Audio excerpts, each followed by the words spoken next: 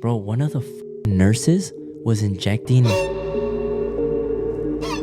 There was a story about a hospital that had the highest recording of people that would go into cardiac arrest after surgery. Mind you, once, okay, that's kind of like, that's rare. But it happened like 11 times. Eventually, the head doctor of the hospital that would run everything, when the 11th patient, when she got the notice that they were going into cardiac arrest, she went into the room and she told everyone to stand still and not.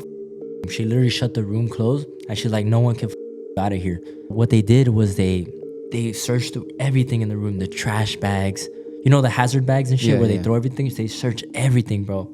And what she found, bro, was one of the IV bags. When she lifted it, there was a hole in it, bro. And when they looked through the camera footage, bro, one of the nurses was injecting anesthesia through the IV bag. And the crazy part is that the IV bags, they're located in the hallway of the hospital in like a fridge. So just imagine the fridge. It just looks like a normal fridge, but just imagine it's stacked with IV bags. And what they found when they looked at the security camera footage was one of the doctors was trying to hide an IV bag for some reason, and they like swapped it out. That's the nurse that was injecting the anesthesia into the IV bags, bro.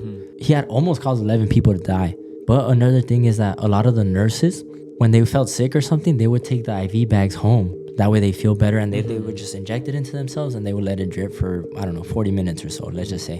One day the hospital got a call that one of their nurses died. And what happened is that nurse that day was feeling bad.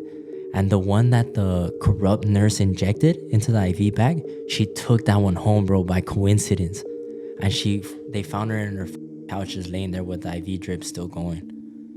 And it's because she took the IV bag that had the anesthesia in it. That's when the investigation started like follow through, and that's when they started catching on.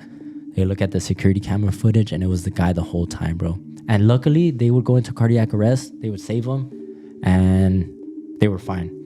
But if it weren't for that, like, it could have been a lot worse for the guy.